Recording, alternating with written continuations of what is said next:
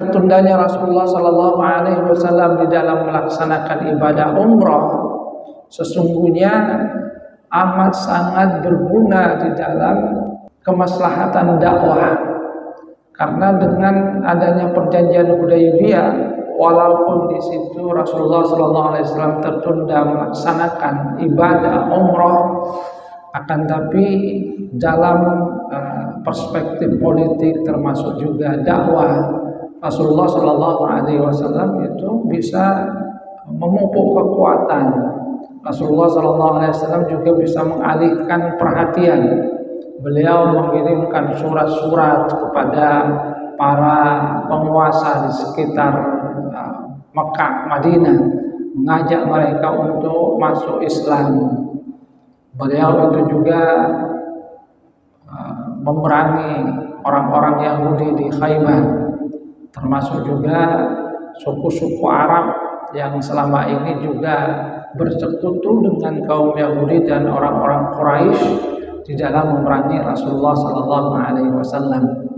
Artinya tertundanya beliau itu di dalam melaksanakan ibadah umrah ternyata memberikan satu manfaat yang luar biasa di dalam perkembangan dakwah Rasulullah Sallallahu Alaihi Wasallam.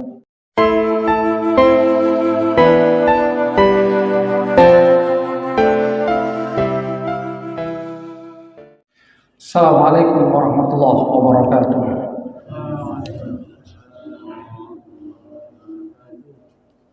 Innal hamdalillah nahmaduhu wa nasta'inuhu wa nastaghfiruh. Na'udzu billahi min shururi anfusina wa min sayyiati a'malina. May yahdihillahu fala mudilla lahu wa may yudlil fala hadiya lahu. Asyhadu an la ilaha illallah wahdahu la syarika lah wa asyhadu anna Muhammadan abduhu wa rasuluhu la nabiyya ba'dah. Allahumma shalli ala Muhammad wa ala ali Muhammad kama shallaita ala ali Ibrahim innaka Hamidum Majid. Allahumma barik ala Muhammad wa ala ali Muhammad kama barakta ala ali Ibrahim innaka Hamidum Majid. Rabbi shrah li sadri wa yassir li amri wahlul 'uqdatam min lisani yafqahu qawli, amma ba'du. Hadirin jamaah salat subuh rahimakumullah, alhamdulillah kita bersyukur kepada Allah Subhanahu wa taala karena Allah Subhanahu wa taala masih memberikan kita banyak sekali karunia. Allah Subhanahu wa taala bangunkan kita di pagi hari dalam keadaan sehat. Kita bisa melihat, kita masih diberikan oleh Allah Subhanahu wa taala kesempatan, kita juga diberikan nikmat melangkahkan kaki ke masjid ini dalam rangka menghambakan diri kepada Allah Subhanahu wa taala. Hadirin jamaah salat subuh rahimakumullah, kita lanjutkan kajian sirah nabawiyah. Setelah dulu Rasulullah Sallallahu Alaihi Wasallam tertunda untuk melaksanakan ibadah umrah, maka di tahun berikutnya setelah perjanjian Hudaybiyah, Rasulullah Sallallahu Alaihi Wasallam ketika memasuki bulan Dzulqa'dah, beliau perintahkan para sahabat untuk melaksanakan umratul qada. Dan mereka yang dulu ikut bersama dengan Rasulullah Sallallahu Alaihi Wasallam di dalam perjanjian Hudaybiyah itu diperintahkan semuanya untuk ikut. Tidak ada yang tidak boleh ikut. Ditambah dengan para sahabat yang lainnya, yang di dalam riwayat itu jumlahnya cukup banyak, sekitar 2000 orang, tidak termasuk wanita anak-anak. Nah, sebagaimana biasa Rasulullah Sallallahu Alaihi Wasallam itu juga ketika bepergian menyerahkan urusannya kepada salah seorang sahabat. Nah, dalam hal ini urusan di Madinah oleh Rasulullah Sallallahu Alaihi Wasallam diserahkan kepada Wa'il Ad-Daili dan Abdurrahman Al-Ghifari. Rasulullah Sallallahu Alaihi Wasallam kemudian membawa 60 onta yang digiring oleh Najiyah bin Jundub. Beliau kemudian berikhram dari Dzulhulaifah, bertalbiyah diiringi oleh kaum muslimin. Nah, ketika sampai di satu tempat yang namanya Ya'jaj, seluruh perlengkapan senjata itu diletakkan. Jadi perisai, anak panah, tombak itu diletakkan, dan beliau itu menugaskan seorang sahabat yang bernama Aus bin Khawli al-Ansari bersama 200 orang untuk menjaga tempat itu. Kenapa beliau melakukan ini? Itu sebagai satu bentuk penjagaan, jadi kesiapan kalau nantinya orang-orang Quraisy di Mekah itu mengkhianati perjanjian yang sudah mereka buat. Karena dalam perjanjiannya itu Rasulullah SAW dan para sahabat kan dilarang untuk melaksanakan ibadah umrah pada waktu itu, tapi diperbolehkan untuk melakukannya di tahun berikutnya. Hanya saja di dalam rangka untuk berjaga-jaga, Rasulullah SAW itu tetap membawa perlengkapan perang dan menyuruh sebagian sahabat untuk menjaganya. Maka Rasulullah SAW kemudian masuk dengan membawa senjata layaknya orang bepergian jauh. Rasulullah kemudian masuk dengan menunggangi unta diikuti kaum muslimin. Sedangkan kaum musyrikin mereka menuju bukit Qu'aiqan, bukit yang berada di sebelah utara Ka'bah, untuk melihat kaum muslimin. Sehingga kemudian mereka katakan, sungguh telah datang kepada kalian rombongan yang lemah karena demam kota Yatsrib. Itu kata mereka. Rasulullah SAW kemudian melakukan ibadah umrah bersama para sahabat. Beliau melakukan tawaf dan juga ibadah-ibadah yang lainnya. Hadirin jamaah rahimakumullah, di dalam peristiwa ini kita sesungguhnya mendapatkan satu ibrah dari apa yang dilakukan oleh Rasulullah SAW. Setahun yang lalu Rasulullah SAW itu bersama dengan para sahabat berniat untuk melakukan ibadah umrah. Akan tetapi ternyata mereka dilarang oleh orang-orang kaum musyrikin Quraisy untuk melaksanakan ibadah umrah. Dan dalam hal ini kemudian terjadi perjanjian Hudaybiyah. Rasulullah SAW kemudian kembali, tapi di dalam perjanjian itu ada satu klausul bahwasanya mereka itu bisa kembali untuk melaksanakan ibadah umrah di tahun berikutnya. Kalau kita renungkan apa yang terjadi kepada Rasulullah SAW, sesungguhnya di dalamnya ada banyak hikmah. Karena memang Rasulullah SAW memang secara fisik tertahan di dalam melaksanakan ibadah umrah yang seharusnya sudah dilakukan setahun yang lalu. Akan tetapi di dalam perjanjian Hudaybiyah, maka sesungguhnya di dalamnya ada banyak hikmah yang dengan itu Rasulullah SAW kemudian kan mengadakan perjanjian damai, gencatan senjata selama kurang lebih 10 tahun. Yang di dalam hal ini Rasulullah SAW itu melakukan banyak hal, karena beliau itu kemudian fokus untuk melaksanakan dakwah ke tempat yang lainnya tanpa adanya kekhawatiran mendapatkan gangguan dari kaum Quraisy yang selama ini memerangi Rasulullah SAW. Termasuk ketika itu Rasulullah SAW juga mengalihkan perhatiannya untuk memerangi orang-orang Yahudi di Khaybar yang selama ini juga telah mengganggu dakwah Rasulullah SAW. Dan inilah sesungguhnya banyak hal yang bisa kita lihat. Artinya tertundanya Rasulullah Sallallahu Alaihi Wasallam di dalam melaksanakan ibadah umrah sesungguhnya amat sangat berguna di dalam kemaslahatan dakwah. Karena dengan adanya perjanjian Hudaybiyah, walaupun di situ Rasulullah Sallallahu Alaihi Wasallam tertunda melaksanakan ibadah umrah, akan tapi dalam perspektif politik termasuk juga dakwah, Rasulullah Sallallahu Alaihi Wasallam itu bisa memupuk kekuatan. Rasulullah Sallallahu Alaihi Wasallam juga bisa mengalihkan perhatian. Beliau mengirimkan surat-surat kepada para penguasa di sekitar Mekah, Madinah, mengajak mereka untuk masuk Islam. Beliau itu juga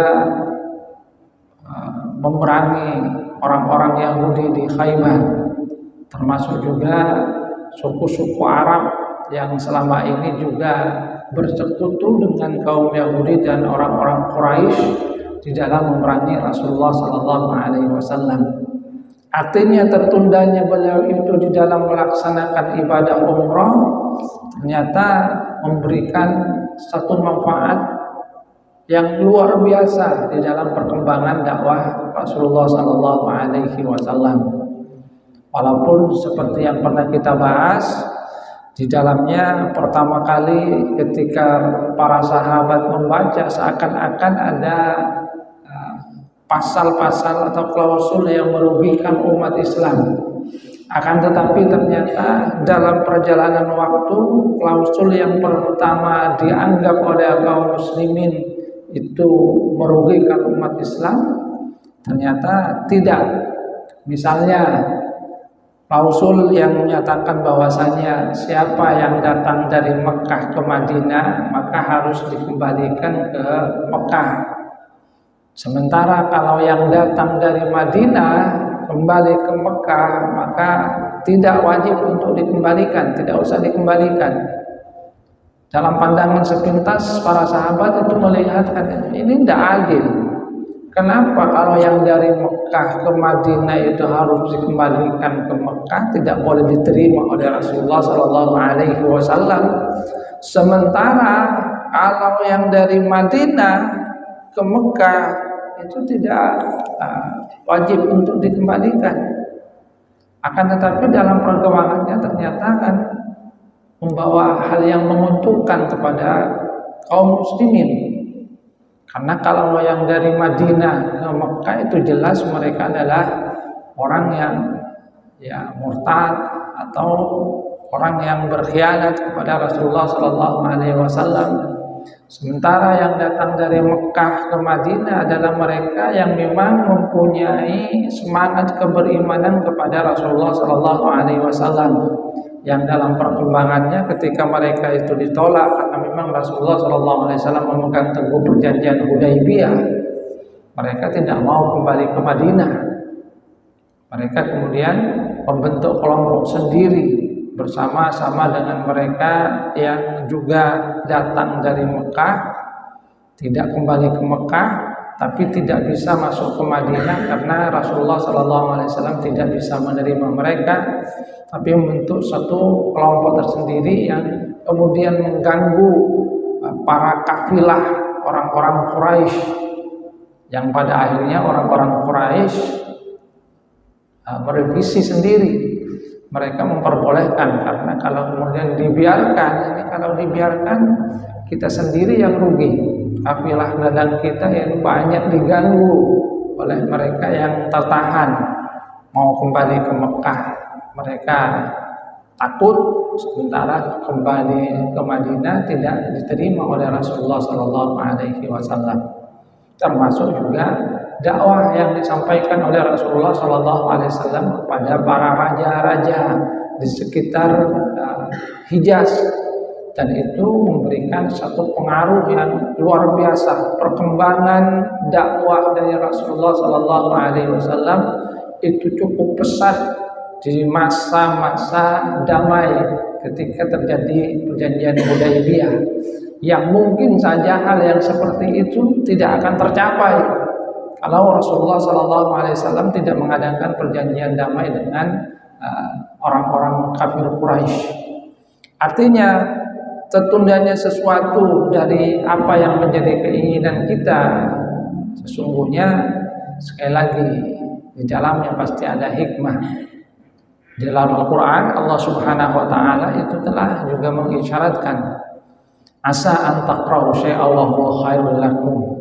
Boleh jadi kamu itu tidak menyukai sesuatu padahal itu baik kepada kamu, atau sebaliknya, asa an tuhibbu syai'an wa huwa syarrul lakum. Boleh jadi kamu itu mencintai, menyukai sesuatu padahal itu tidak baik untuk kamu. Yang di akhir ayat itu Allah Subhanahu Wa Taala tegaskan, Allahu ya'lamu wa antum la ta'lamun. Allah itu mengetahui sedangkan kalian tidak tahu. Artinya termasuk kepada kita di dalam kehidupan kita sekarang, mungkin saja ada keinginan kita yang tertunda, mungkin saja ada hal-hal yang sesungguhnya ingin kita lakukan, akan tapi Allah Subhanahu Wa Taala menundanya. Maka yakinlah bahwasanya kalau kita niatnya itu benar, kalau niat kita itu baik, itu dilakukan di dalam rangka untuk mengharap ridha Allah Subhanahu Wa Taala, di dalamnya itu pasti ada banyak hikmahnya. Karena yang namanya manusia itu kan sekedar merencanakan. Manusia merencanakan, tapi Allah Subhanahu Wa Taala yang menakdirkan. Dan bagi seorang muslim, kita percaya bahwasanya takdir Allah Subhanahu Wa Taala itu adalah sesuatu yang terbaik bagi seorang muslim, bagi kita hamba-hambanya. Allahu ya'lamu wa antum la ta'lamun. Termasuk misalnya doa-doa yang kita panjatkan, mungkin saja saat ini belum dikabulkan oleh Allah Subhanahu Wa Taala. Bisa jadi Allah Subhanahu Wa Taala itu akan memberikan kita pada saat kita itu sudah mungkin memiliki kesiapan, pada saat yang tepat, yang itu kemudian lebih bermanfaat kepada kita. Artinya apa yang terjadi kepada Rasulullah SAW dalam peristiwa Umratul Qadha yang mengganti apa yang sudah beliau niatkan dulu setahun sebelumnya untuk melakukan umrah, sesungguhnya di dalamnya ada banyak hikmah. Perjanjian Hudaybiyah, perjanjian damai, sehingga kemudian bisa mengalihkan perhatian, penyebaran dakwah, penaklukan orang-orang Yahudi, penaklukan kabilah-kabilah Arab yang selama ini memerangi Rasulullah SAW, yang dengan itu nanti akan membuka pintu nantinya Rasulullah SAW menyusun kekuatan, menyebarkan dakwah, dan pada akhirnya nanti Allah Subhanahu Wa Taala memberikan kemenangan kepada Rasulullah SAW pada Fathu Mekah.